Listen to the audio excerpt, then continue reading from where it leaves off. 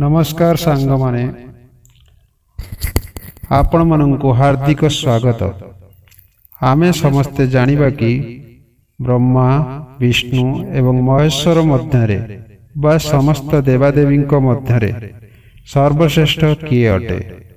दिनकर कथा कि परमोत्तम ओ वीर घकाल मंदिराचल पर्वत को जीवा पाई यज्ञ रे निजे मनु अनेक ऋषि मानक साथी रे भाग नेबा पाई जाइथिले।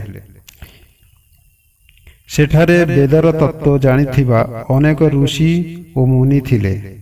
महायज्ञ जेबे आरंभ हैला तेबे पाप रहित मुनि देवता तत्वर अनुसंधान करिबा पाई जणे अन्य जनकु पचारिथिले कि केउ देवता त्रिदेव मध्यरे श्रेष्ठ अटंती, काहाकु सर्वप्रथमे भोग लगाइबा आवश्यक, किए अविनाशी परम पूज्य अटे। तेबे सेठारे बसिथिबा ज्ञानी जन निज निजर तर्क देवाकु लागिले। केही सूर्य भगवान को श्रेष्ठ कहूथिले, केही ब्रह्मा को तो केही शिव को श्रेष्ठ कहूथिले। अन्य ब्राह्मण माने विष्णु भगवान को संपूर्ण जगतर स्वामी कहवाकु लागिले।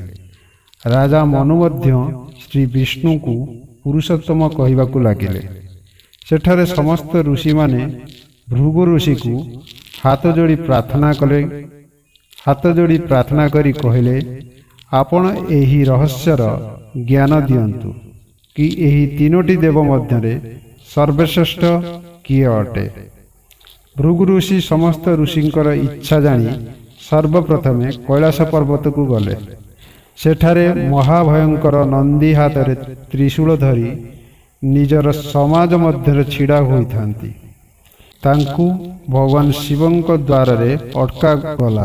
से कहिले, हे शिव मानंकर प्रियगण, कृपा करी भगवान शिवंकु जणांतु कि ऋषि भृगु एबे तांक सहित भेटिबाकु चाहुछंती। किंतु शिवगण तांकर कथाकु सुनी कहिले, शिव एबे देवींक साथी रे क्रीड़ा भवन रे भ्रमण करुछंती। से एबे कहा सहित भेटी पारिबे नाही। ऋषि भृगु तांक कथार जिदी रे रहिले। तेबे शिवगण ताहांकु ओलटा सीधा कहिदेले। भृगु ऋषि कोप होई कहिले, तुमे माने तुमर तम गुण रे प्रेरित होई तुमर द्वार को आसीअछि। मोते ब्राह्मण को जानी नाहंती, सेथिपाई यहाकू दिया जाउथुबा अन्न जल दूध समस्त खिया जाउथुबा वस्तु अभक्षर योग्य होई जीवो। एही प्रकार ऋषि भृगु अभिशाप देई ब्रह्मलोक को चली गले। सेठारे महर्षि भृगु ब्रह्मलोक रे ब्रह्मांक पाखरे पहुंचिले। ब्रह्मा तांकर दरबार रे उपस्थित थिला समस्त देवलोक सेठारे बसिथिले। भृगु ऋषि सेठारे हाथ जोड़ी करी चुपचाप छिड़ा होई गले।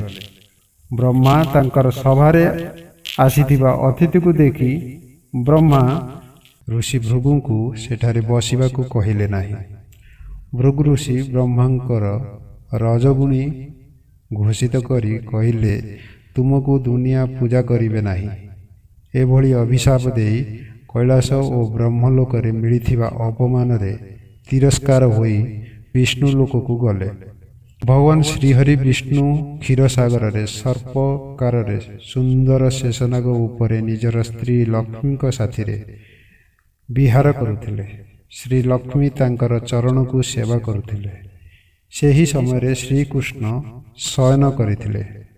महर्षि भृगु को लागिला कि मु आसीबा देखि विष्णु सोइबार नाटक करुछंती। महर्षि भृगु श्रीकृष्ण को निदरु उठाइबा पाई निजर बाम पाद को आग भाग को श्री विष्णु को छाती उपरे रखी देइथिले।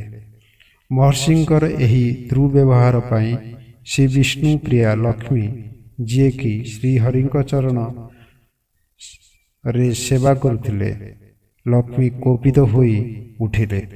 श्री विष्णु महर्षिंक चरण को आउसी करी कहिले, हे भगवान, मोर कठोर छाती रे आपनक कोमल चरण रे कौनसी आघात तो आसिला नहीं।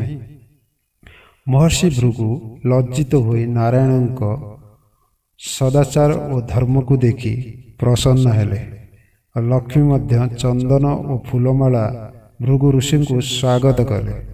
यह देखि ऋषि भृगु आखिरु लुह आसीगला एवं कहवाक लगिले, सत्वगुण यही सृष्टिर समस्त गुण ठारू श्रेष्ठ गुण अटे, जहाँकि प्रभु आपणଙ୍କ ठारे समाहित होई रही अछि। आपण ब्राह्मणଙ୍କର ସବୁଠାରୁ पूजनीय हेबे। देवकी नंदन श्रीकृष्ण ब्राह्मणଙ୍କ हितकारी थिले एवं श्री राम मध्य ब्राह्मणଙ୍କ हितकारी थिले। आपण ही पालनहारी अटंती, आपण ही कृपार समुद्र अटंती। आपण श्री चरण रे सत सत नमन करुअछि। तेबे भृगु ऋषि श्रीहरि विष्णु त्रिदेवरे श्रेष्ठ सत्वगुणी रूपरे घोषित करथिले। बंधुगण, यही कहानी आपण को किपरि लागिला कमेंट माध्यम रे लिखि जणांतु। जदि आमर भिडियोटी आपण मानक मन को पसंद आसीता तेबे भिडियोटी को लाइक, कमेंट एंड शेयर कर दियंतु। आमर चैनल राधे राधे 0.2 को सब्सक्राइब कर दियंतु। धन्यवाद।